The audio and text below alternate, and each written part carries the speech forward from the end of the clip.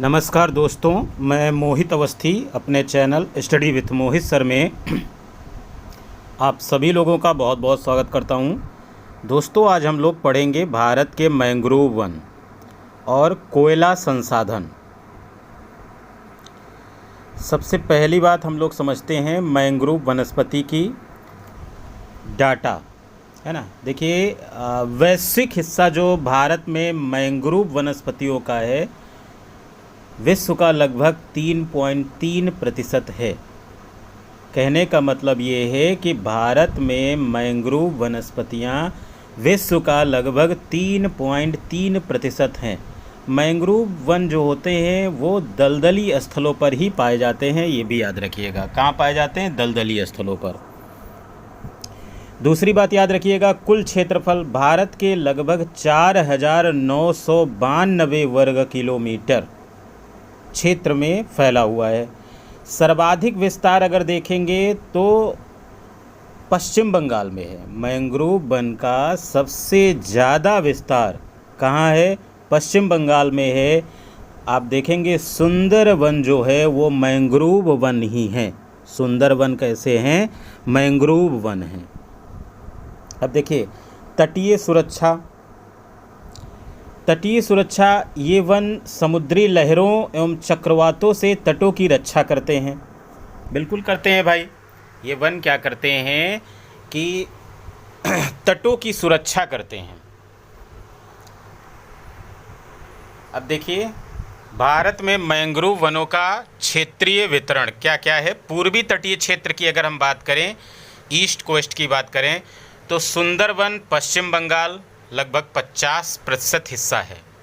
पूर्वी तट पर ही हैं सुंदरवन, जो लगभग 50% मैंग्रोव वन है ना। और भीतरकनिका एवं महानदी मुहाना, ये कहाँ है? उड़ीसा, यहाँ भी मैंग्रोव वन पाए जाते हैं। अगला है कोरिंगा एवं कृष्णा नदी, यहाँ ये कहाँ है? कोरिंगा और कृष्ण नदी कहाँ है? आंध्र प्रदेश में। यहाँ पर भी क्या पाए जाते हैं? मैंग्रोव वन पाए जाते हैं। अगला है पिचावरम एवं मुथुपेट, ये कहाँ है? तमिलनाडु। ये है पूर्वी तटीय क्षेत्र में मैंग्रोव वनों का विस्तार। क्या क्या याद रखेंगे? सुंदरवन, भीतरकनिका एवं महानदी मुहाना उड़ीसा में है। कोरिंगा एवं कृष्णा नदी, ये कहाँ है? आंध्र प्रदेश में। पिंचावरम और मुथुपेट, ये कहाँ है? तमिलनाडु में। अब हम बात करेंगे पश्चिमी तट एवं द्वीप समूह की। अब यहाँ पर पश्चिमी तट एवं द्वीप समूह में देखिएगा, जैसे कच्छ की खाड़ी एवं खंभात की खाड़ी। आपको पता है कि कच्छ की खाड़ी और खंभात की खाड़ी दोनों कहाँ हैं? गुजरात में हैं। और यहाँ पर भी दलदल पाया जाता है और मैंग्रोव वन पाए जाते हैं। दूसरी बात है रत्नागिरी, ये कहाँ है? महाराष्ट्र में है। अगला है गोवा, गोवा के तटीय क्षेत्र में भी मैंग्रोव वन पाए जाते हैं। अगला है कुंडापुर, कुंडापुर कहाँ है? कर्नाटक में है। कुंडापुर कहाँ है? कर्नाटक में। यहाँ पर भी क्या है? मैंग्रोव वन पाए जाते हैं। अगला है वेम्बनाड, वेम्बनाड कहाँ है? केरल में। वेम्बनाड झील भी बहुत फेमस है, कई बार पूछी गई है, केरल में ही है। अगला है अंडमान निकोबार द्वीप समूह और लक्षद्वीप में भी क्या पाए जाते हैं? मैंग्रोव वन पाए जाते हैं। तो कुल मिलाकर के पूर्वी तट और पश्चिमी तट पे कहाँ कहाँ मैंग्रोव वन पाए जाते हैं, ये क्लियर हो गया है। और सबसे ज़्यादा मैंग्रोव वन कहाँ पाए जाते हैं? तो याद रखिएगा पश्चिम बंगाल में सुंदरवन। अगला देख लीजिए, मैंग्रोव वनों का क्या महत्व है, क्या इम्पॉर्टेंस है हमारे एनवायरनमेंट के लिए, हमारे पर्यावरण के लिए। पहली बात तो ये क्या करते हैं? मृदा अपरदन को रोकते हैं। कहने का मतलब ये होता है कि जहाँ पर मैंग्रोव वन पाए जाते हैं वो सॉयल इरोजन को रोकने का कार्य करते हैं, मृदा अपरदन को रोकने का कार्य करते हैं, यानी मिट्टी को कटने से बचाते हैं। दूसरी बात याद रखिएगा, समुद्री तूफान से बचाओ। जाहिर सी बात है कि अगर मैंग्रोव वन है तो जो समुद्र के माध्यम से तूफान उठता है तो उससे भी सुरक्षा करने का कार्य कौन करता है? मैंग्रोव वन करते हैं। समुद्री जीवों की नर्सरी।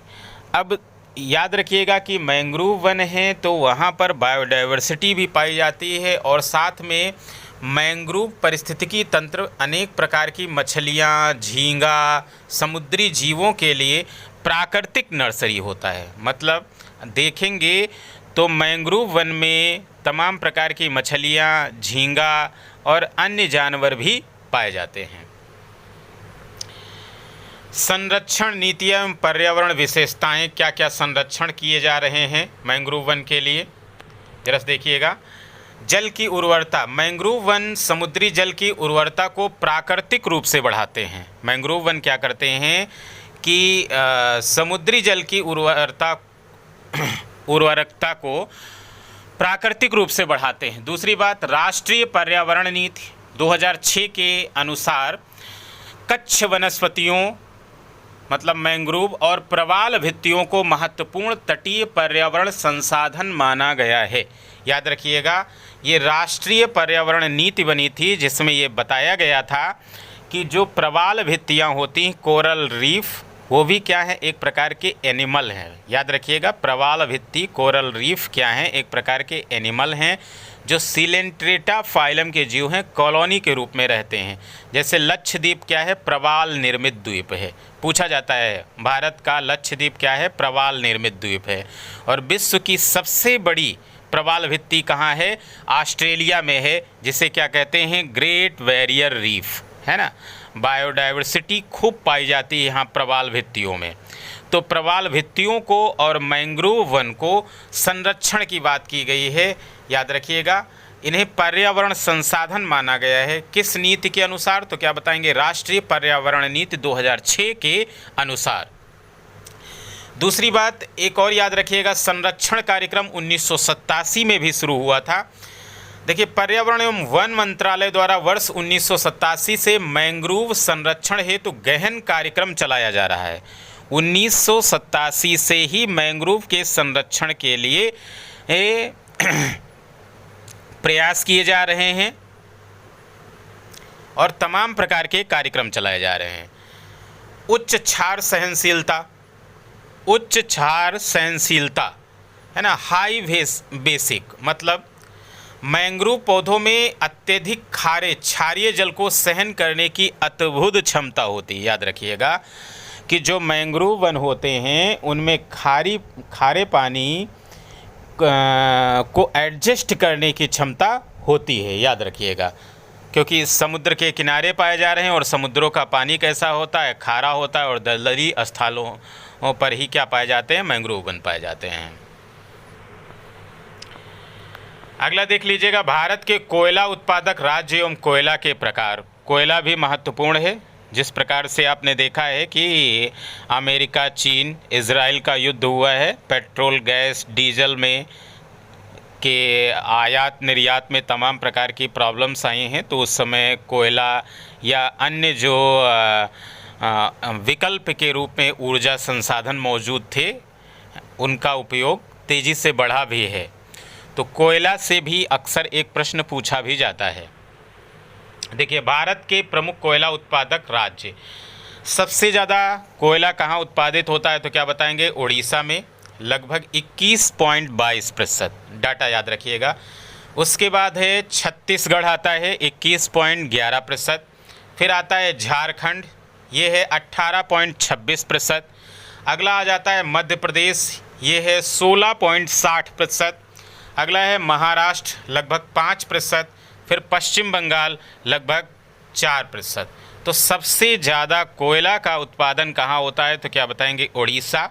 उड़ीसा के बाद क्या हो जाएगा, छत्तीसगढ़, फिर क्या हो जाएगा, झारखंड, उसके बाद क्या हो जाएगा, महाराष्ट्र। देखिए, कोयला के बारे में याद रखिएगा कि कोयला 4 प्रकार का होता है। कौन कौन सा होता है, इसको मैंने याद किया था, आप लोगों को भी बता दे रहे हैं। हम वैसे थोड़ा उल्टा याद किए थे। प्लाबा हमने याद किया था, प्लाबा। प्लाबा का मतलब, पी का मतलब पीट, एल का मतलब लिग्नाइट, बी का मतलब बिटुमिनस और ए का मतलब एंथ्रासाइट, है ना। आप कुछ इस तरह से याद रखिएगा, ABLP, ABLP यानी एंथ्रासाइट, बिटुमिनस और लिग्नाइट, फिर क्या हो जाएगा, पीट। ये 4 प्रकार का कोयला होता है। देखिए, सबसे अच्छा कोयला, कठोर कोयला जो होता है वो कौन सा होता है, एंथ्रासाइट होता है। सबसे अच्छा कठोर कोयला कौन सा होता है, एंथ्रासाइट होता है।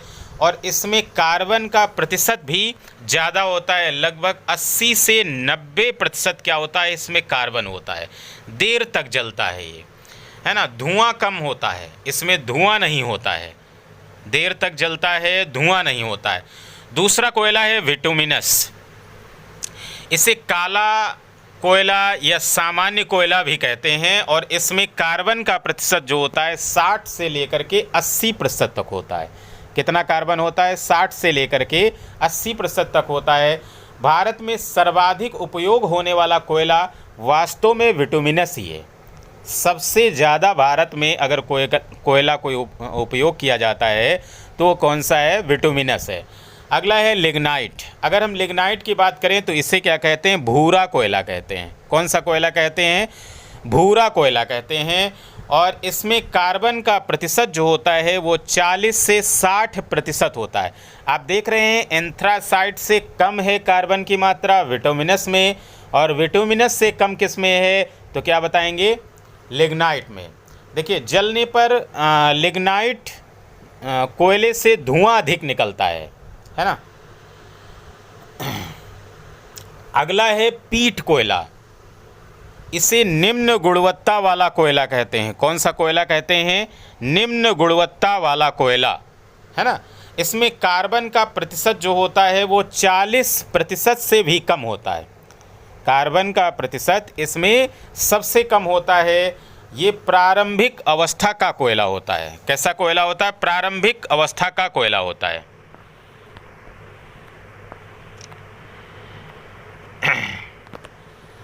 ध्यान दीजिएगा, कोयला क्षेत्र महत्वपूर्ण कुछ इम्पॉर्टेंट पॉइंट हैं जिनको हम समझ लेंगे। जैसे कोल इंडिया लिमिटेड का नाम आपने सुना होगा। कौन है? कोल इंडिया लिमिटेड, CIL। अकेला देश का 88% कोयला उत्पादित करता है, याद रखिएगा। कौन सा है? तो क्या बताएंगे? कोल इंडिया लिमिटेड। ये देश का 88% कोयला का उत्पादन अकेले करता है। कौन करता है? CIL, है ना। दूसरा है छोटा नागपुर का पठार, है ना। भारत के कुल कोयला उत्पादन का 80% योगदान छोटा नागपुर के पठार से है। और छोटा नागपुर के पठार के बारे में याद रखिएगा कि इसे रत्नगर्भा भी कहते हैं, और 80% कोयला यहीं से उत्पादित होता है, इसीलिए इसे भारत का रूर भी कहते हैं। छोटा नागपुर पठार को भारत का रूर भी कहते हैं।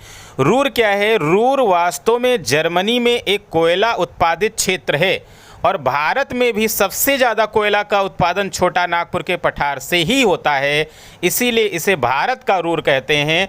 और इसे रत्नगर्भा भी कहते हैं। क्यों रत्नगर्भा कहते हैं? क्योंकि खनिज की दृष्टि से बहुत महत्वपूर्ण पठार है।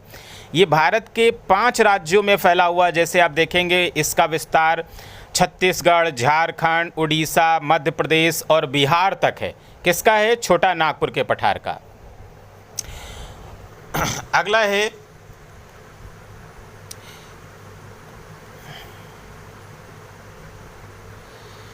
कोयले को ब्लैक डायमंड भी कहा जाता है। क्या कहा जाता है? ब्लैक डायमंड, मतलब काला हीरा भी कहा जाता है। ये भी याद रखिएगा। किसे कहा जाता है? कोयला को क्या कहा जाता है? Black diamond.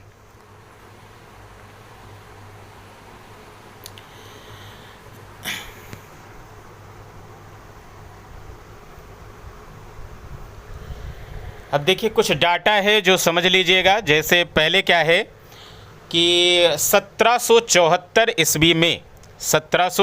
ईस्वी में भारत में प्रथम कोयला उत्खनन कार्य प्रारंभ हुआ। कब प्रारंभ हुआ? तो क्या बताएंगे? 1774 में भारत में सबसे पहले कोयला का खनन का कार्य प्रारंभ हुआ था। और ये कहाँ प्रारंभ हुआ था? रानीगंज में। रानीगंज कहाँ? पश्चिम बंगाल।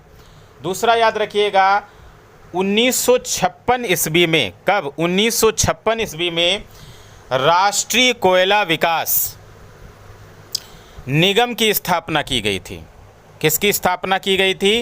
राष्ट्रीय कोयला विकास निगम बनाया गया था, स्थापना की गई थी।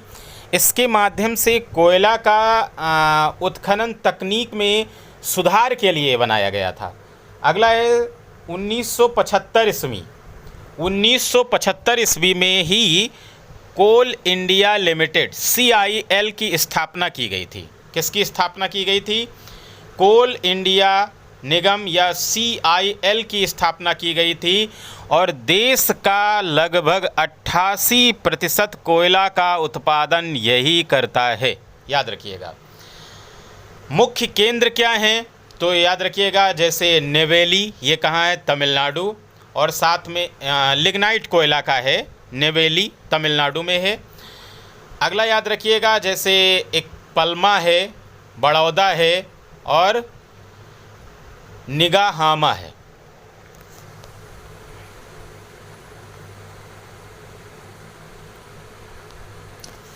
धन्यवाद दोस्तों।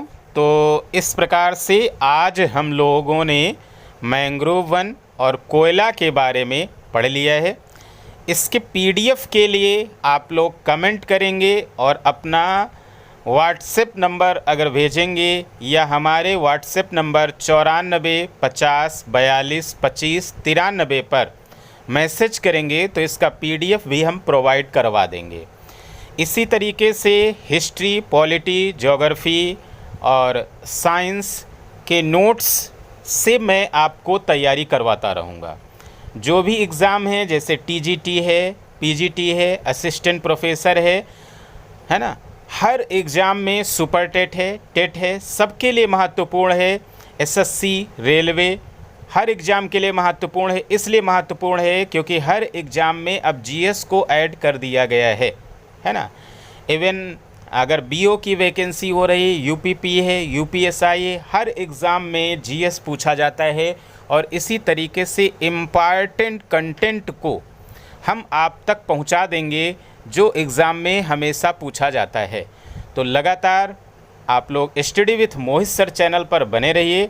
साथ में सब्सक्राइब कर लेंगे तो आपका ज़्यादा फ़ायदा है, क्योंकि जो भी वीडियो या क्लास मैं पोस्ट करूंगा उसका नोटिफिकेशन आप तक पहुंच जाएगा।